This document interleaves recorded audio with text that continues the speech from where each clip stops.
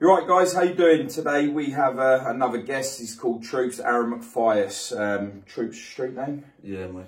Yeah. So we've got Troops. He was a victim of knife crime. You'll see along this podcast that we'll be adding pictures and videos of the graphic contents of what happened to Troops. So, how you doing, man? Yeah, I'm good. You? I'm good, man. I'm good. Take us back to the beginning. Where did it all start? Wrong people, wrong crowd. Yeah. Pretty much. How did you find yourself mixed in with these? Were you groomed? Was you just outsided and you just wanted to get in with a mix? Or did you feel like you had to be a part of the bads to be... From a young age, I used to chill at Stoke Park Shopping Centre. Stoke Park. And everyone started, I wanted that reputation, I wanted a nickname, I wanted to be known. So I was called Younger Troops, I had little older Troops. And where did Troops come from? Music. Music, That's right. where I started. So MC, yeah? Yeah. Yeah. Yeah, so you were called Troops because your MC days, yeah, which led you to where? Wrong shit, basically. To cut long, like, I've always been like a popular person and stuff like that, but I don't know, it's just, yeah, it's one of them ones really, isn't it? You said that you wanted to get with the group that was known and you wanted to get a reputation. What kind of reputation was you after? Just want everyone to know who I am, like be popular and... In what way? Just, you know what I mean? Because when I moved up, I lived in Wales, I was born in Wales. Yeah. And when I moved to Ipswich, I didn't know no one, all my family was in Wales. The only person I had up there was my mum and my brother. I had no friends, that was a fresh start. I knew no one, and then...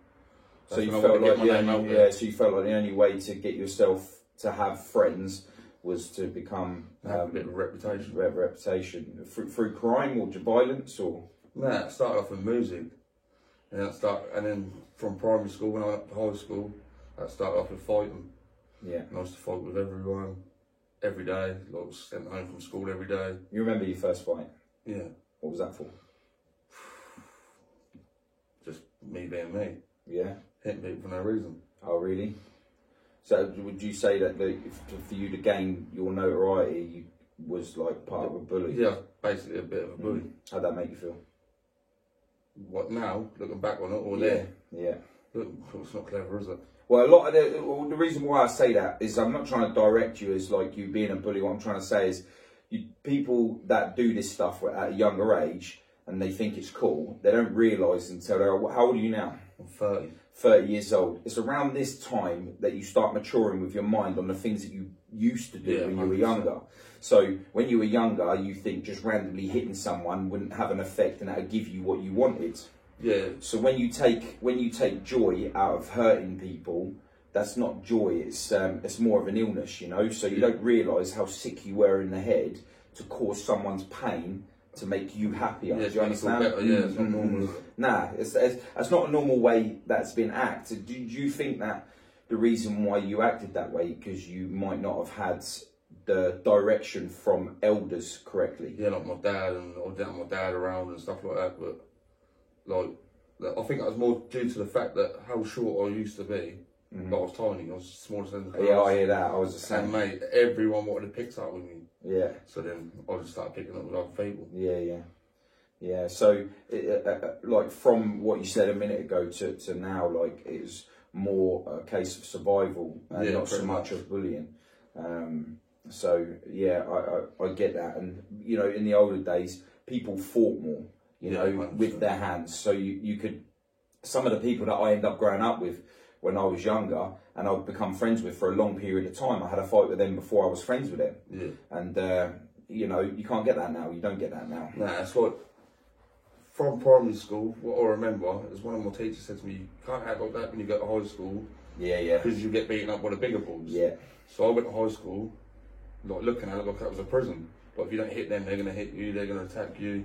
This is something that we've come across a lot with a lot of people that we've spoke to, that they tend to feel that high school is setting them up ready to go to prison. Yeah. Because you've got like, you know, the bell goes, you've got to go XYZ, you've got to do that, then you've got lunch, you've got break. It's a bit like prison mentality.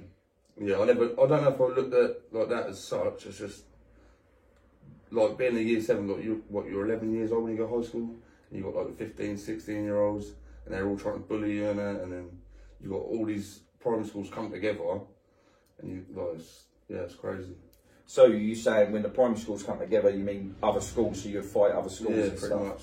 Like, I used to walk down the road, like, Stoke and Charnock used to be different then, didn't it? Yeah. You see a Charnock boy in Stoke and you beat him up, and that's what we used to do. We used to meet over the park, Stoke versus Charnock, you have that out, and then... So you'd have the fights and then you'd just move on with your day, no weapons, no nothing. No, nothing. You couldn't do that now? No way. If you'd done that now, you'd turn up and someone's bound to get stabbed or anything now. Baseball bats a lot, isn't it? What makes you think the change has come in, that they've allowed themselves to bring weapons in? Do you know what? Personally, I think that's more down to, like, music and stuff like that. Like, why people think it's hard to carry a knife and stuff like that, from my perspective. Glorifying it. Yeah. Like, they're all talking about Rambos and stuff like that in their music and that. Yeah. And I think that's why all the younger generation that's coming up find it acceptable to start using knives. So they see it as like a celebrity status. Yeah. We've had this a lot with speaking to a lot of the younger generation when we've gone out to schools and youth clubs and stuff, and we've found that they're not detaching themselves from what's reality and what's like Hollywood. So they see the music videos, and you can be whoever you want in music videos. It's a bit like social media. You'll see someone have a photograph taken on holiday, and then there's like, throughout the year, they've been on one holiday in 5 years, but throughout the 5 years, they've got pictures of themselves in all under different palm trees and stuff, because they took them all on that one holiday, and they've used the pictures. So it looks like they're travelling loads, it looks like they're doing this and that. So the same thing with a lot of kids today. They're seeing all of these people on social media sitting in these nice cars which are rented, and they're sitting with like a lot of designer gear and stuff. Yeah, they're looking up to that. Yeah, it was different for me when I was growing up. You know, I was looked up to other people that led me down a different path. You know, but for you, was that for you? Like, you looked up to the people that were committing crime, and you just wanted to do. Yeah, all my friends are older. They always have been. Like, growing up and that, I always chilled with people who were a lot older than me. Why was that? Don't know, just look up to them, don't you? But then I got kicked out of school, and so all the people that were at school when I was that age, I didn't have no friends to chill with during the day when everyone was at school. So I chilled with people that had left school. And so was you hanging with these people, and that's why you got kicked out of school, because you was behaving? No, it's just fighting in school constant. Because you was hanging with older people, or just because? Just because I was a bit of an idiot in school, I reckon. Yeah. So when you left school, did you do full school, or did you get kicked out? I got kicked out in year 9 from Stoke. Then I went to Westbourne. I lasted there about 6 months, got kicked out. Went to school in Colchester called EYS.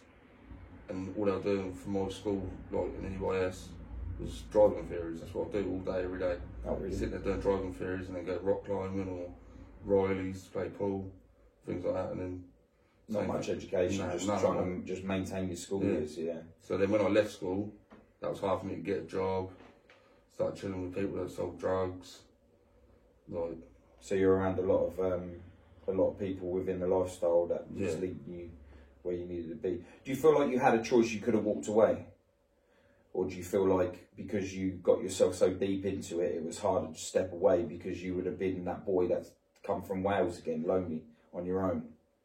No, I just thought I was clever. I thought, Chimneys, I ain't going to get touched. Do you know what I mean? So you felt like because they were your elders that no one was going to touch you because you thought that they'd be there to stick up for you. Protection, isn't it? So what happened? Did you get into trouble, and did they do what you thought they were going to do, like stand by your side? Mate, they never do. This is the message, that this is why I do the podcast. It's just sort of educating like the youths that think because they're in bigger crowds or they are a part of a group of elders that these elders are going to lay themselves down and put themselves in jail for you. Yeah, it don't happen like that, though. Like, for instance, like, I've chilled with people that if they rang me and said, I need your help, I'd be there, boom, seconds. If I rang them, mate, they wouldn't be nowhere to be seen. When did you start realising that these people didn't really have your back and you was willing to lay down your life for them? When was it that you woke up and realised? In the later days, like, probably about 4 or 5 years ago, I reckon. What made you wake up? Family. But a family life now, I know. So, because you didn't have much family life before, you found solace with these other people. Yeah, that you call like your brother, like your brothers. Yeah. So you've been to jail? Yeah, 3 times. Been to jail 3 times. Yeah. What was the times and why? And where did you go? First time I was about 2012. I went to jail fighting. That was fighting, yeah. Yeah. Tell us about that night. Pissed. And then got drunk and that. Had a fight. And then ended up in jail on remand. So was the fight because they'd attacked you, had your family, or was it just another one of you just being drunk and just whacked someone for no reason? Yeah, pretty much. And then the second time was exactly the same. But the last time I went to jail was for hitting someone that stabbed one of my friends. Right. He nearly killed him, he stabbed him in his abdomen. And that was my friend that I've grown up with, lived a couple of doors away from. He'd stay around my house, I'd stay around his house. And when my friend got stabbed and he nearly died, I see the boy after, and I was walking through town with a few of my mates, and he came up to me and said, "Oh, look what I got." And he put his hand out, and because I got stabbed myself previous to that incident, first thing I done was headbutt and hit him. I went to jail for that as well. What, the guy that was known for stabbing your friend, what he called the police? Yeah, no, I done it in front of the police. Oh, okay. Yeah. Because every time I used to try to catch him, he used to run away from me. Mm. So, just going back a little minute to the first 2 times you went to jail, how long did you get for, like... The first time I was on remand for 3 weeks, and then I got out, and I think I'd end up doing probation. No, I done tag and probation. Did they make you talk to the victim? No. They didn't? Have you spoke to the victim? No. If you was to speak to him now... Yeah. What would you say? I don't think I'd ever see him again, to be fair. No? No. Because you hit him for no reason, right? Yeah. Yeah. Pretty much. So 3 months in jail. Where did you go? 3 weeks. 3 weeks, sorry, 3 weeks. I went to Norwich. Yeah. Mate, and that was the worst feeling ever. The first time going to jail, getting in that sweatbox, driving up to Norwich, everyone's going, "Oh, how long until we're there? How long until we're there?" And I'm thinking, mate, take as long as you want, mate. Yeah. I'm not looking forward to going in. But I got there and I was like, "Oh, is this it?" I fit in because I know people from the outside. Yeah. I know people from the inside. And then the second time I went to jail, I was in there 3 days, that was it. I went to Chelmsford. And I'm telling you, yeah, like, it was a lot rougher than when I went to Norwich. And then 3 days in there for about 3 weeks, and like that was for a night out in town, drunk. So when you went to Norwich the first and the second time, like your first time going there, you was just absolute feared. As soon as you got that like guilty and you was going out to Norwich, horrible. How was that feeling?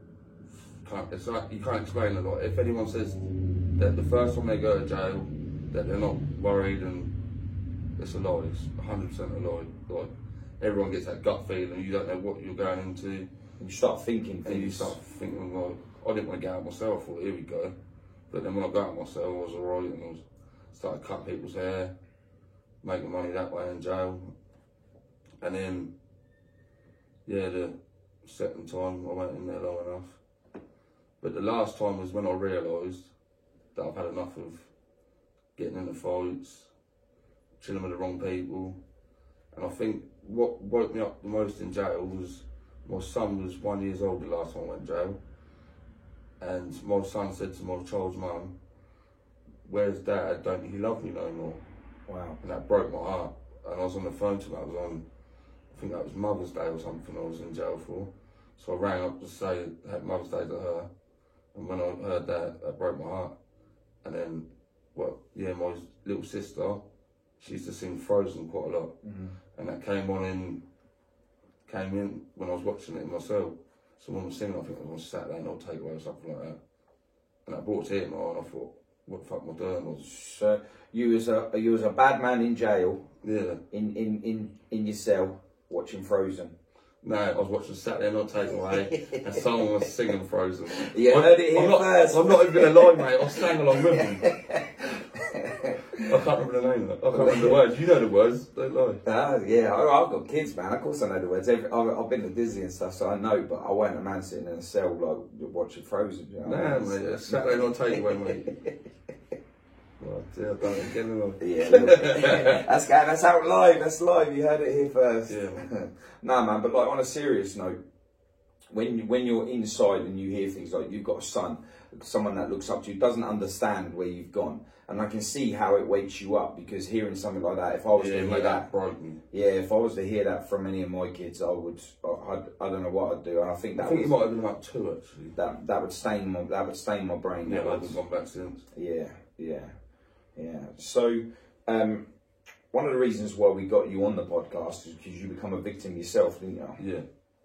So all of that big circle of you becoming the man that you wanted to be, liked, feared, and all of the rest of it didn't really work out your way. So do you ever feel like that you wasted so much of your time trying to be something that you don't even want to be when you're older? Mate, it's only been the last 3 years that I've actually got myself working, sorted myself out, got myself a missus, just had a new baby. Like, if you ask anyone that knows me from this town, from what they see of me 5 years ago to where I am now, there's a massive change. 100%. Yeah. So, take us to the night that that this incident happened. You was at home, right? Yeah, I got stabbed in my flat. You got stabbed in your flat. I've seen the pictures. It was, and I remember hearing about it. Yeah. And of course, I know you anyway. So, you know, we've done a lot of work together to help you get through the process of this. But with the event, like, what was you doing that night? That was me, my brother, my friend, and my son. We're all in the flat. I went out with my mate. My mate was dotting and dabbing. I went with him. When you say dotting and dabbing, what do you mean? Because there's some people that watch this that won't know. Selling drugs. Selling drugs. That your friends was? Yeah, my mate was. And, like, I don't know if my flat was being watched or I don't know, but my brother was looking after my son at the time, and I'd been back in my flat for 10 minutes, and then I heard a knock at the door, and I said, "Who's that?" Because I see the hand come around the door, but they're leaning behind the wall, knocking on the door, and I couldn't see no one. So I messaged my neighbour, and I said, "Can you see anyone at my door?" He said, "Yeah, there's 3 guys there." I said, "Alright, cool." So I went to go open the door, and they started kicking it. So I've leant up against my door, I'm holding the door, I said, "My son's in the flat." My son's in the flat, so I've got my brother trapped in the hallway. That's no bigger from the end of this chair to that chair. I was only in a like small flat, and I made my brother shut the door, and I just fought with all 3 of them, and I come out with quite a big scar on my arm now. So these 3 guys were trying to get into the house to what? Because they thought you had drugs. I don't know if they thought I had drugs, if they thought my mate was still there. I don't know what. Oh, so your mate that was chilling with you, he'd gone off to go and sell drugs, and you think that they might have been watching him? Yeah, I'm too sure. So they've come to the flat to what you think to take the person's drugs. Yeah, pretty much. So they were there to mean business. Yeah. Well, obviously you got injured. Yeah, if I didn't move, mate, I'd have been here. So how did it make you feel? Like you said, you were screaming out that your son's in the house. They didn't give a fuck. They didn't care. No, they didn't care. What was going through your brain? Protect my son. They didn't care about me, that's why I went to the door. But as long as they didn't get past me, that's all I cared about. Yeah. So did you notice that they had weapons? No, I didn't. I thought they were trying to punch me through the door. So as one of them smashed the window on the front door. Oh, so you're just describe the door for us a sec. So it's got glass at the top and a panel at the bottom. Right, yeah. And I was leaning up against the panel, and they're kicking the letterbox, and then I see one of them hit the window. The first pane of the glass smashed, so I stood back, and then they smashed the second pane of the glass, and someone said, "Grab the keys." So as they went to go grab the keys, I went and grabbed the keys, took them out, hit one of them, and as I hit one of them, I see a fist coming towards me, which I thought was a fist. So I've turned like that, and as I've turned like that, it was stabbing in my arm. Wow. Did you feel yourself being stabbed? Or did you feel anything, or was the adrenaline just? Yeah, adrenaline was crazy, so I didn't really feel it. I just said I've been stabbed, and then that's when my brother was ringing the ambulance. So was they, after they stabbed you, was they still trying to get in, or no, at what point? I shouted out the window, I said, "Fucking stab me," and then they just scattered down the stairs. So this is what I mean, like with people using the weapons, like their intent was to show fear. They obviously come up against a battle that night because altercation took place. But when as soon as they'd launched to you with a weapon, hoping that you would step back from that point, as soon as they've stabbed you, which is probably the worst thing that they could have done on that night, they ran away. Yeah, exactly. So that's what makes me think, are they there to hurt me? Are they there to hurt my friend? Like, have I pissed someone off? Do you know what I mean? Like, I'll never know that to today, like why it's actually happened. 100%. So the attack was random as far as you knew. Yeah. You didn't have no clue. There's so many endless possibilities there. Yeah. Like I'll never know. Like you just said. So you've been stabbed. They've ran away.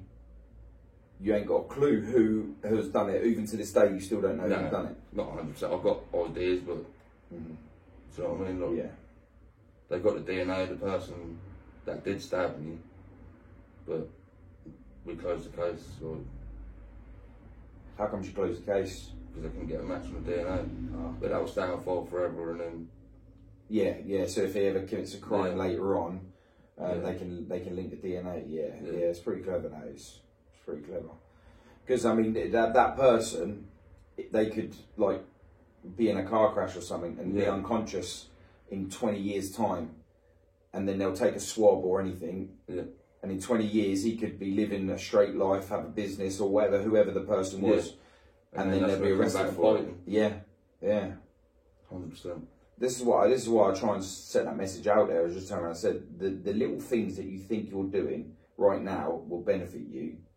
It's got a knock-on effect. That's why I'm glad I've been caught for everything I've done now. Because imagine like my situation now, where I've got my girlfriend, my 2 kids, like my baby's not even 3 weeks old yet, and I could get caught for something I've done in the past, and that's going to come back and bite me, and I could do jail for it and miss out. And then that same message from your son. I've sorted my life out, and never again. Yeah. So after the event and you've been stabbed, you realise that you've been stabbed. Yeah. What was happening in the house then? Like my brother, well, that's affected him like more than it's affected me, to be honest. Like, don't get me wrong, it has affected me, but how old's your brother? He's older than me. He's 31. Yeah. And like at the time, he's wrapping towels around me, and I wasn't even thinking of that. And then the ambulance came. What was you thinking? I was thinking, like, I want to die. The amount of blood I was losing was unreal. Really? Yeah, it was crazy. My whole way, my bath, my flat was like it was unreal. I couldn't go back in the flat after that. Like, there's blood everywhere. Just pissing out my arm. So what was the damage that it done to you? Obviously, I've seen the photos and I know, but for the guys that are paying attention to this message, what was the damage? What damage did it do to you? What, mentally or physically? Physically to start with. Physically, I'll show you. What, 20 stitches, a lifetime scar down my arm, from there to there. I don't think it'd go further than that. How far down did it go? Any muscular damage or anything? Mate, I was very lucky to still have my arm. Yeah. I've still got nerve damage now. Yeah, I've come across. I've met some people that have that we've come across that have been like seriously stabbed in the arm, very similar to what you've got, and they've lost all feelings to their arm.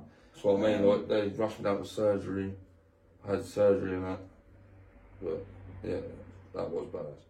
When they rushed me to the hospital, I had like there was about 15 people around the bed, and the cop was there, and I said, "Fuck off, I'm gonna talk to you." I said, "Well, I'm just gonna stab me." You come up to me asking me questions, I said, "Fuck off."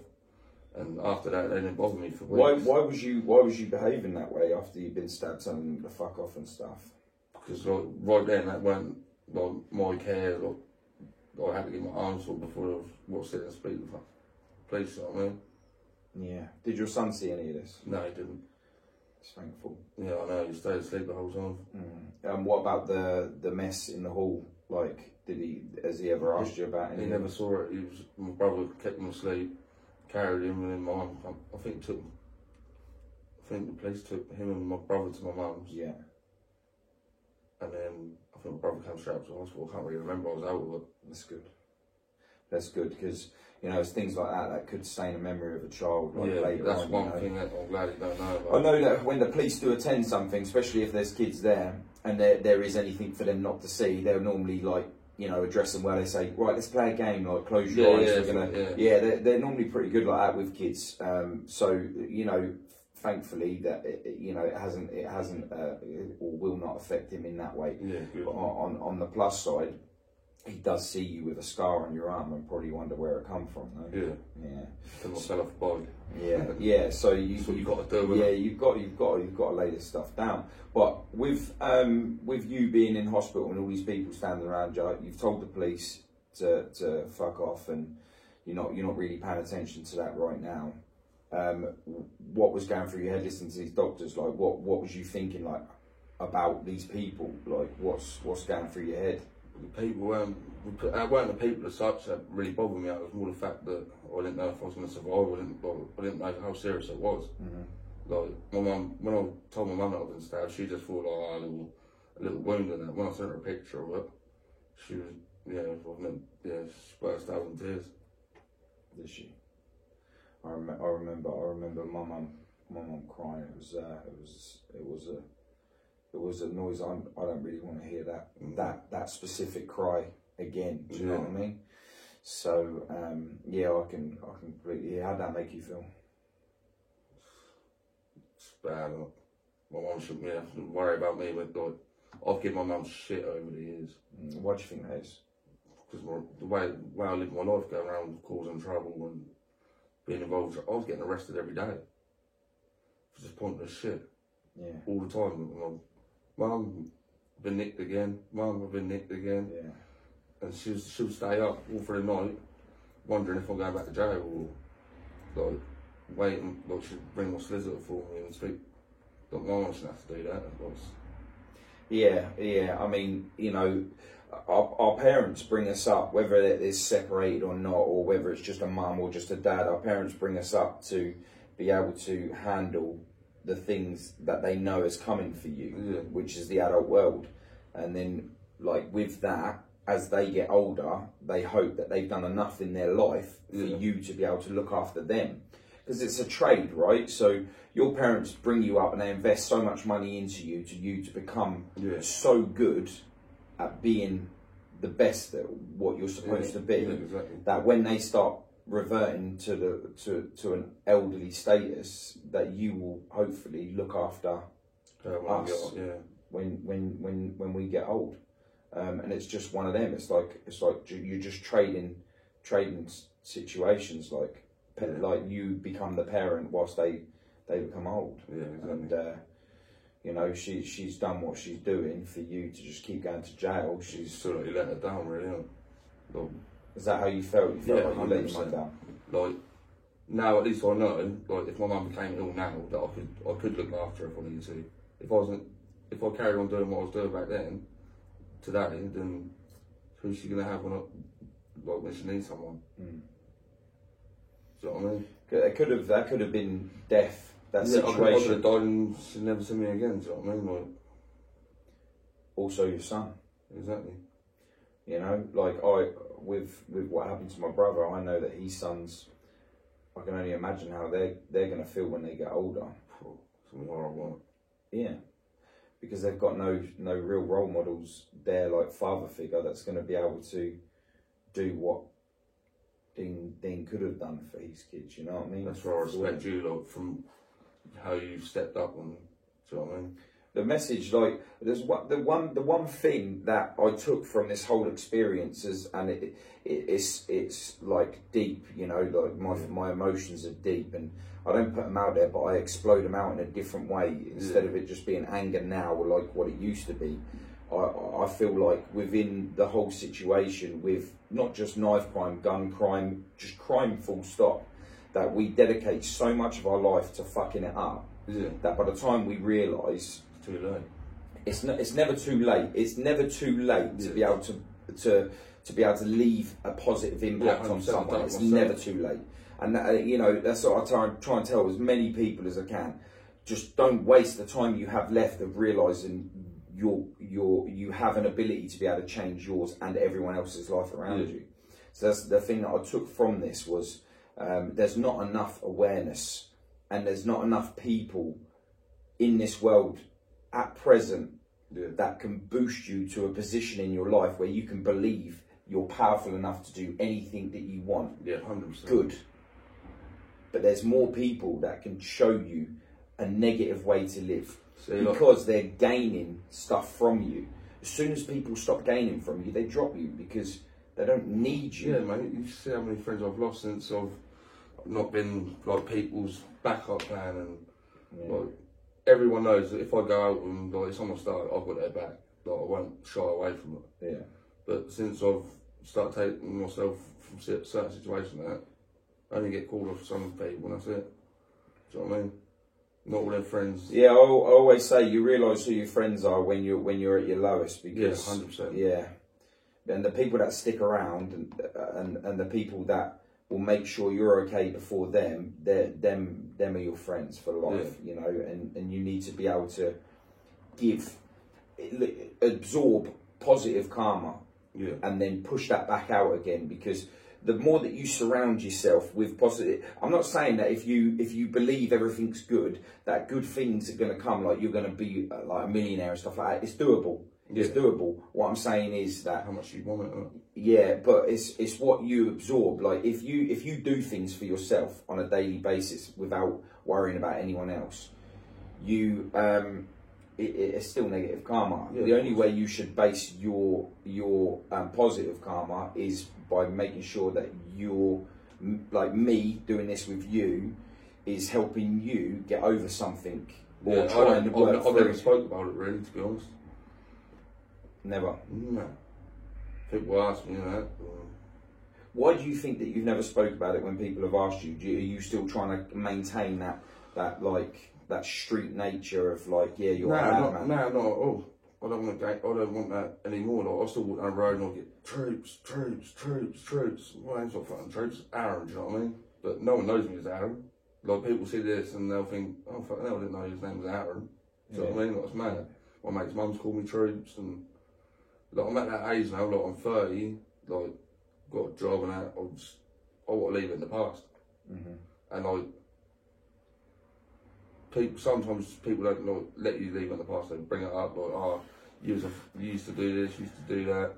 I'm saying, mate, that was an old one. I'll say, look at people that like, you've seen me from when you first met me to where I am now. Big change. It really is. I mean, you can do a million things that is good. People will only remember the bad thing, one bad thing, and it is really hard for you to step away from you know, the name that you've wanted for so long. That you've got it now. And now you don't want it.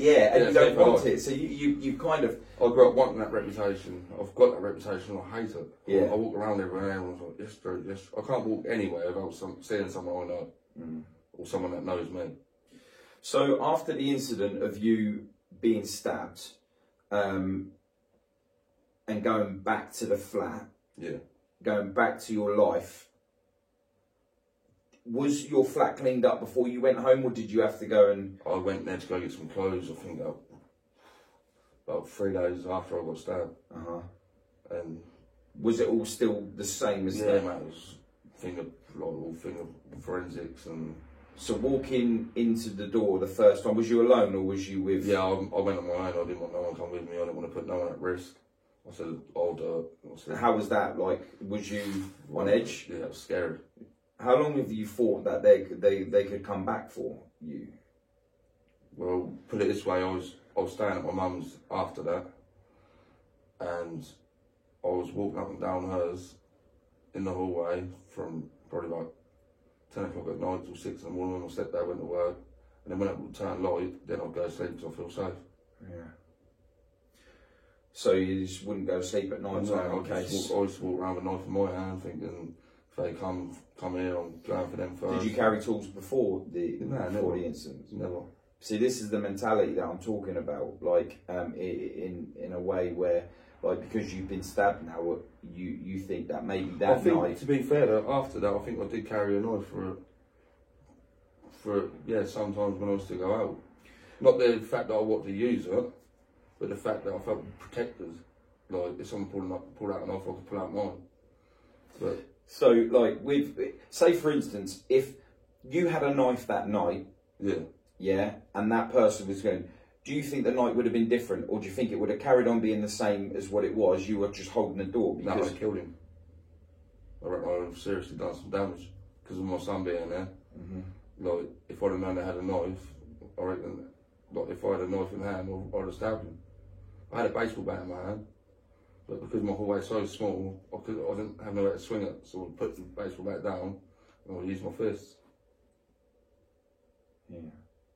So you acting using a knife back on them that night, that you would have committed murder. Yeah, I reckon I would have. A lot of people that probably would have heard that would probably say, if they had a knife and people were trying to get in their house, they would have done the same thing. Yeah. And you know, I can see if they were coming through my door like that, I can understand like why that would have been possible to do. Do you know what I mean? You've got 3 guys trying to get in your house that it turned out had a weapon, and you got stabbed from it. So I can see that, but luckily, thankfully, no one was murdered that night, and that you didn't end up with a case yourself, because you using that mentality to stop these people getting in the house and stabbing them, killing them. There would have still been a charge, Exactly. And then your son would have been in even worse. I might as well have been dead anyway. If I'm going to jail for a murder sentence, it's no good for my son. I wouldn't let my son visit me in jail. Yeah. No way. Yeah. Why wouldn't you let him visit you in jail? It's not something that my son is to see and hear of growing up. I want him to know about normal life, not that. Well, jail's not life for no one, is it? Is that why you think you might have turned around a little bit? Yeah, 100%. 100%. Like, I had my mum and my brother visit me in jail, and like myself, I never visit my kids when they're in jail.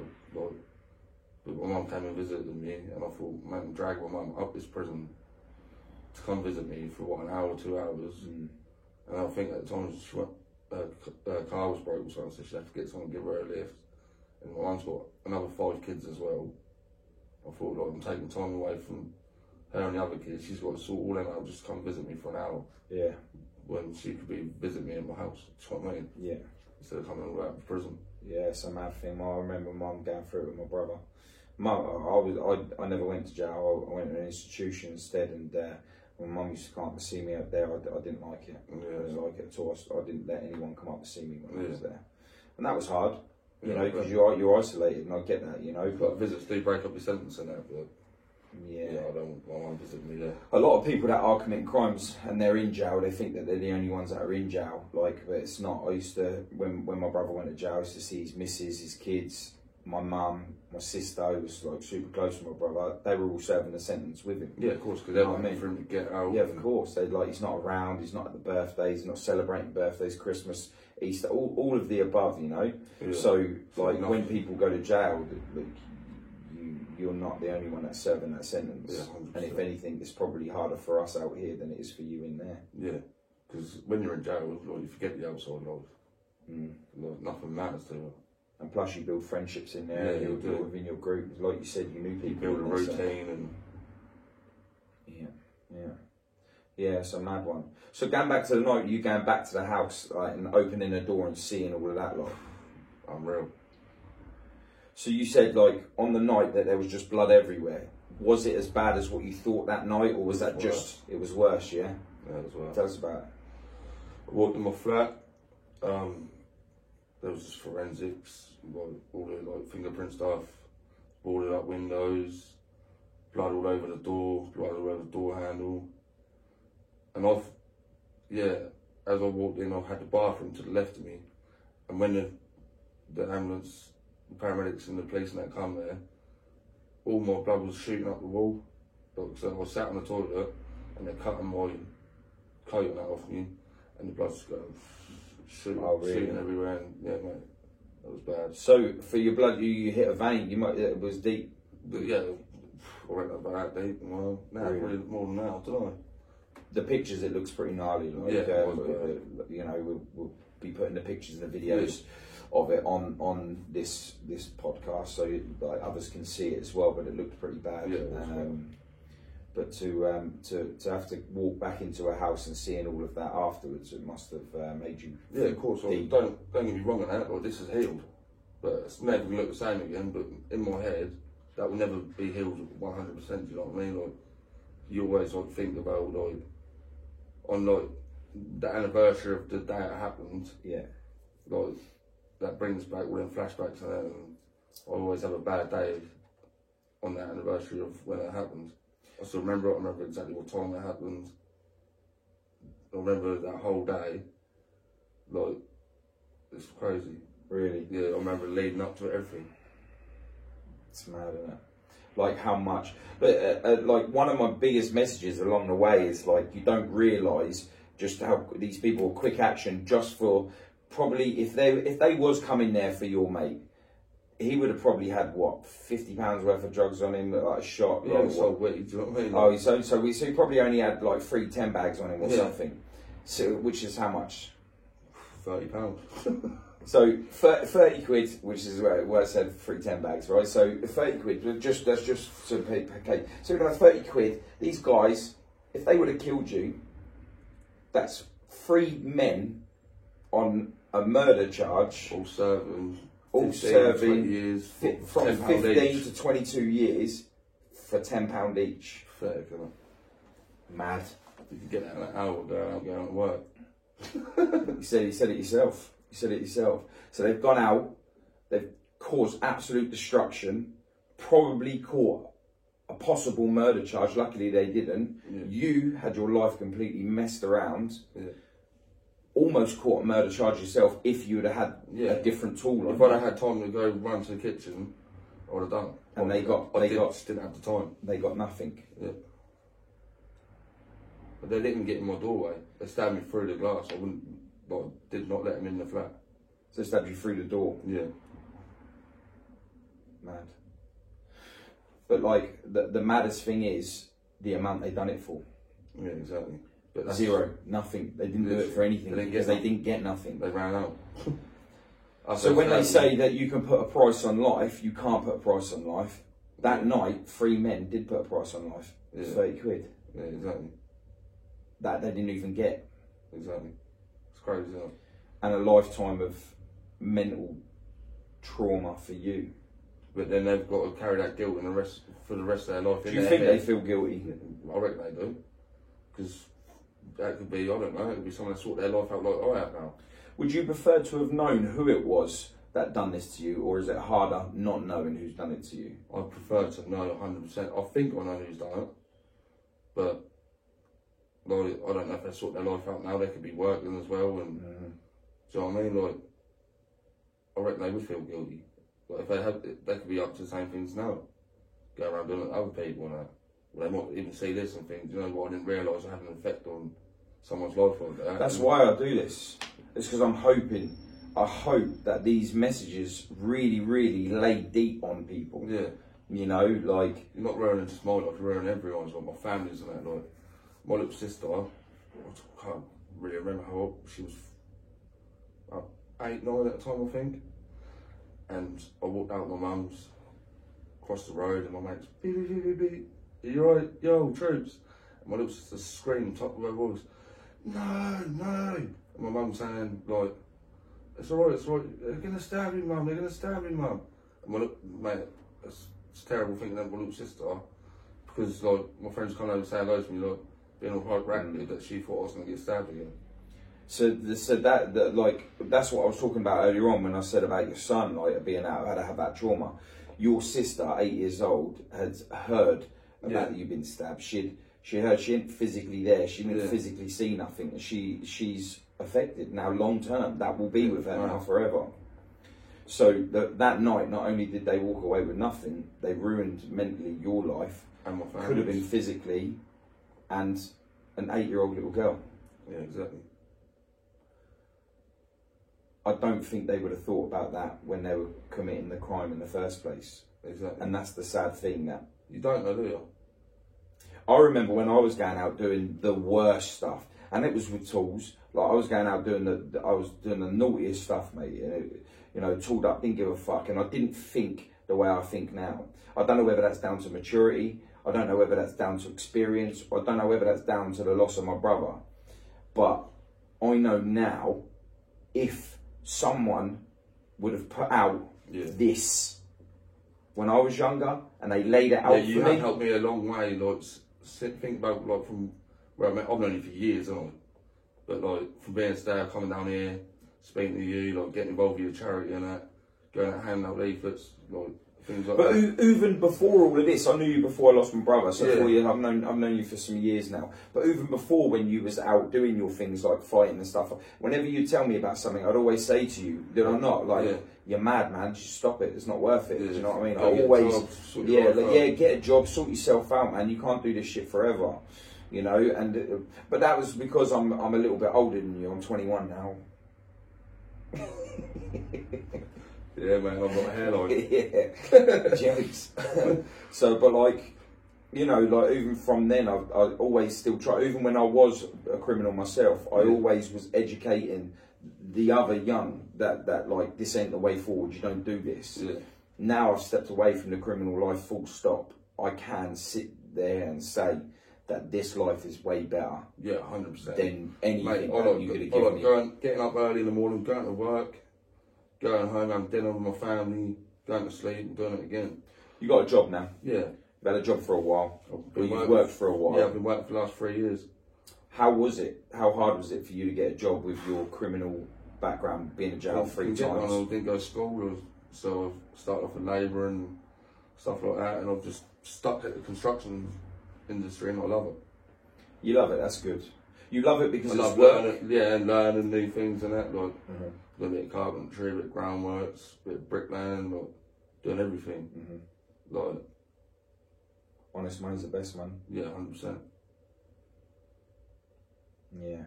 It's good that you've done that. So where do you sit? How long ago was this incident?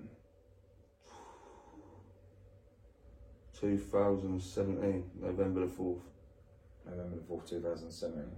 So now you're working. You've just recently had another son. Yep. Your life is where you want it to go now. Yeah. Direction. You've got support there now with your missus. Yeah, my missus is brilliant. You've got a good relationship with your mum and your siblings and that now. So it's all good foundations for you. Yeah, this is good. It's good foundations. Mentally, are you still affected? Yeah, I'll carry it on for the rest of my life. I'll never change, will it? Don't get me wrong, it gets better, but it will never go. Do you ever get them points when you're out and you just think to yourself, like, you feel like them 3 people are still, like, are there? Yeah. You do feel edge, like, if you go out in, like, big places and that, like, my anxiety was terrible. Like, I didn't like being anywhere, like, I didn't know who it was, like, why they'd done it, like, do you know what I mean? I remember when the incident happened, and then afterwards trying to build you back to where you are today.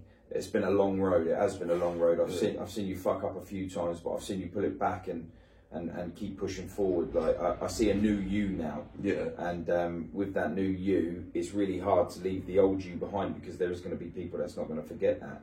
Yeah. The thing that was sad for me is you losing your home because you didn't want to be there anymore because of this incident. Yeah, I gave it up. Yeah, because I lived there 9 years. 9 years you lived in the premises. This happened, and then I even tried going back to the flat and tried living there for a bit, and I stayed there, and then I got depressed, and then I just couldn't do it anymore. I said, Mum, I need to come back. I just give up my flat, took my stuff, took it to places, left all my stuff here, there, and everywhere. I stayed with my mum's on the sofa, and I've done that for a good year. So you had your family home for you and your son that used to come over quite regular. for 9 years. Yeah. How long do you think the whole incident lasted? What do you mean? Of the 3 guys trying to attack you? 2-3 minutes. So 3 minutes, let's say 3 minutes. 3 minutes of impact thinking at a whim, has ruined a 9-year family home. Yeah, for me and my son. Your sister's trauma. You a lifetime of trauma. Yeah. Physical scar. Yeah. Possible life sentence if you would have had a different weapon on you at the time. Yeah. The losing your home, living like you was homeless because you had a home but you didn't want to go back to it. All for the sake 3 minutes. It's crazy. 3 minutes thinking. That's what I mean. Doing something stupid for what they didn't know that they were trying to get was £30 worth of weed. Exactly. Off of your friend. Mad. Mental, isn't it? 3 minutes can change everything. Exactly. But the only person that can change, like, see, like myself, like, in a way, like, I'm glad it happened to me because I've changed my life around. So I could still be sitting there doing the same things, going around beating people up, not taking life serious. Now I'm 30. I turned 30 last week. And I'll tell you what, mate, I remember turning 18. And what the fuck, I got showed for nothing. Like, that was the biggest eye-opener for me ever, and now that is the reason why I am who I am today. I've changed my life around, go to work, go home. I wouldn't change that for the world. If I'd have known what it was like to have that at early stages. This is what I'm saying. Like, do you know what I mean? Does that make sense? This is exactly what I'm saying, and this is why I try and push out. Like, if someone like me was to have come to me back in the day, being as bad as what I was, I would have listened, you know. Yeah, exactly. I never had anyone go with me like... No, but I would have listened. I wouldn't have been like, fuck off, you dickhead. What do you know?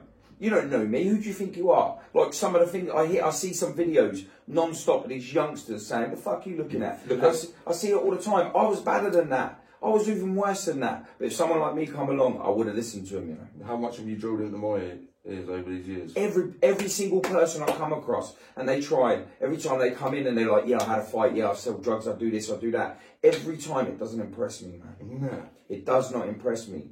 Because anything that you think you've done, I've been there. I know the feeling. I know the rush. I know what it's like to live at the peak of your like pushing your fear boundaries. Yeah. I know what it's like to fight like a couple of people at once. You know, yeah, I know about it. That lot. Street, I had the rush of a lifetime. I know about it. But if someone come to me,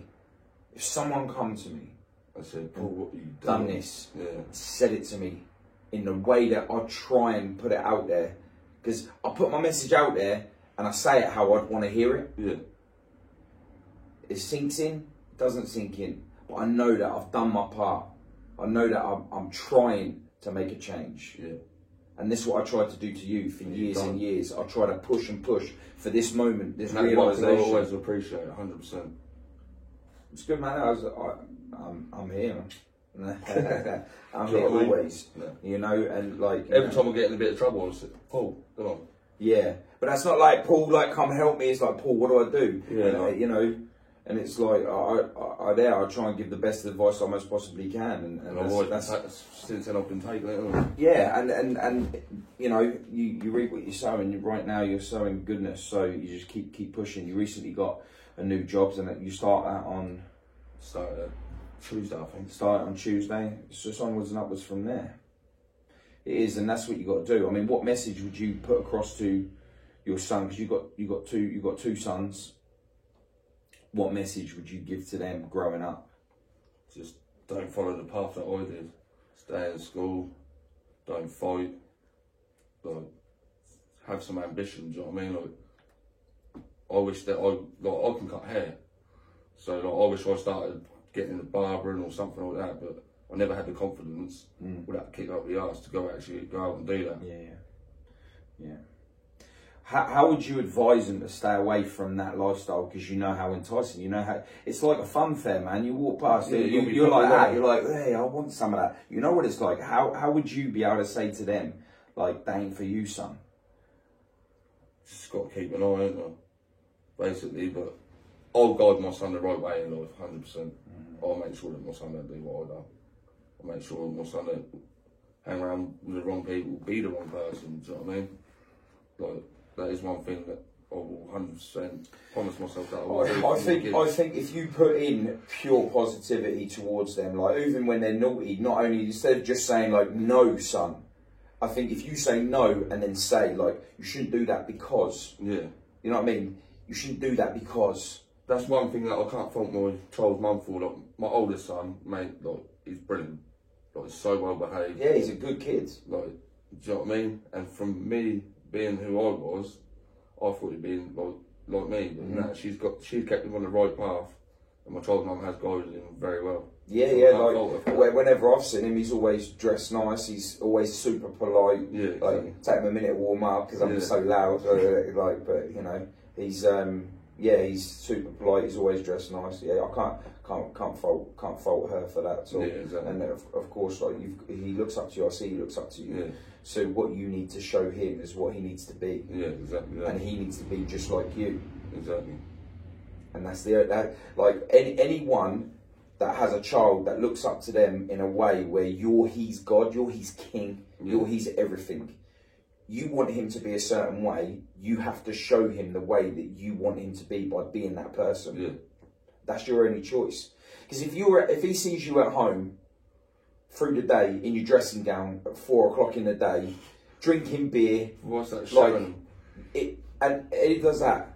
You need that motivation. And you can't tell him off. You need him to know that when you're getting up in the morning, you're going to work. Yeah. You're grafting. You're coming home. And if you come home and you crack open a beer, you deserve that beer. You deserve that beer. Yeah, you deserve that beer. That's how we will see it. But if you wake up and you crack that beer open, mate, you're gonna. And you can't tell him off for it. You can't say no, son, that's bad. And he'll be like, well, you did it. Like, I don't do drugs. Like I don't smoke weed. I don't do nothing.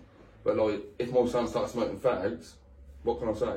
I smoke myself. Yeah. But if I see him doing drugs, then I've got every right to say something. Do you know what I mean? Yeah. Be the person you want your children to be. Yeah, exactly. That's the only advice I can give, like, when it comes to that, because, you know, big feet make massive impacts on tiny ones, you know? Yeah. Like, you really are an idol to your children. Yeah, you're that so, model, so whatever they see, they absorb 1,000,000 times. And whatever you show them, if it's bad, believe they're gonna up that bad, so you could be more proud of them. Yeah, exactly. You understand? So if you're just breathing that goodness, they're gonna up that by 100. Yeah. So you can imagine the goodness that's gonna come out from them. Yeah. I've you know, thanks for sharing your story and that with us, and I really appreciate it. I'm sure that there'll be more on your journey along the way that we'd like to stay on top of, and if there's anything else you want to say. No, that's good. So you got any? I just want to say thank you for the years that you've actually helped me. To be fair, man, for me helping is easy for me, because all I'm doing is just advising. The hardest part is you paying attention and making whatever it is that I'm saying happen. You've got to let that sink in. I just hope that the people that watch this actually like think in their head. And if you have got a knife in their pocket or something, just put it down. It's not worth it. It's not worth it. It's not worth it. It's not worth it. Because from this story, if they don't take anything from this other than like want to accept you for the old you, and you're going to get your haters. You're going to get that. Of course. But you know, it is what it is. You know, you can't please everybody. But what you do need to please is yourself. Even if I only please one person, mate, at least I'll have had an impact on something. Yeah, you know what? It's not so much pleasing people. It's saving people. Yeah, exactly. And that's the whole goal here. The goal is saving people, and that is my mission. Is for you just to wake the fuck up. You know, wake the fuck up and see, like, out of this story alone, the biggest part for me, other than you being stabbed, is what they come for. 3 minutes. Exactly. 3 minutes has changed a lifetime for every one of you. It could have been anything from 8 to 22 years for them three. For nothing. It could have been death for you. You could have been serving a sentence. Your son could have lost out. If you were serving a life sentence now for trying to save yourself because you thought a knife would do that, you would be serving a life sentence. Your son that was born 3 weeks ago, wouldn't even be here. Yeah, exactly. He wouldn't even be here. You'd only be halfway through your sentence. Exactly. You wouldn't even be halfway through. I wouldn't be a quarter, wouldn't I? That's what I'm saying. So you thinking that way, this is my message. You thinking that way, like, oh, if I'd had a knife, I would have killed him 100%. Your son wouldn't be here today. Yeah, exactly. It would be non-existent. It'd be wiped from. There'd be none of that. You wouldn't even think.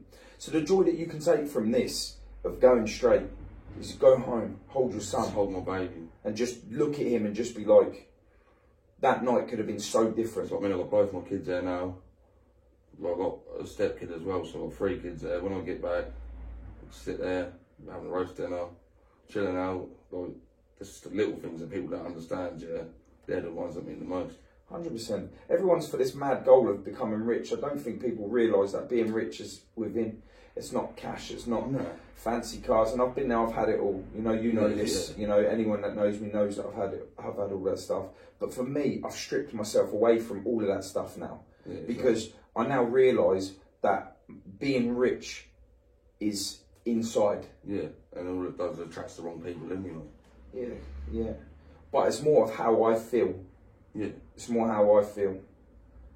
So for my joys of being a billionaire is when I go home and my kids are smiling, they're screaming, "Dad's home, Dad's home." That's me rich. Yeah, you got a brilliant family. Yeah.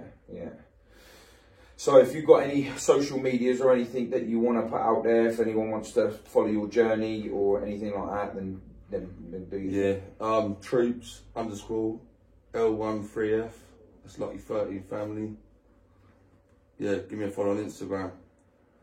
You got the other thing as well that you've got going on. You've got your TikTok. TikTok, yeah. Mate, I'll hit 11k followers now. 11k followers. Hey man, hit it up some more. Get paid.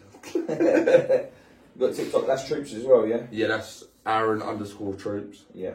On my TikTok. Alright. But yeah, clips of this will be put on my TikTok too. Yeah, good. 100%. Listen, I appreciate you putting yourself out there. I know you haven't spoke about it before, so this is like the first for you. Yeah. And I'm glad that I was a part of it, and I'll still be here supporting you in what you need. And yeah. Cheers. No problems, mate.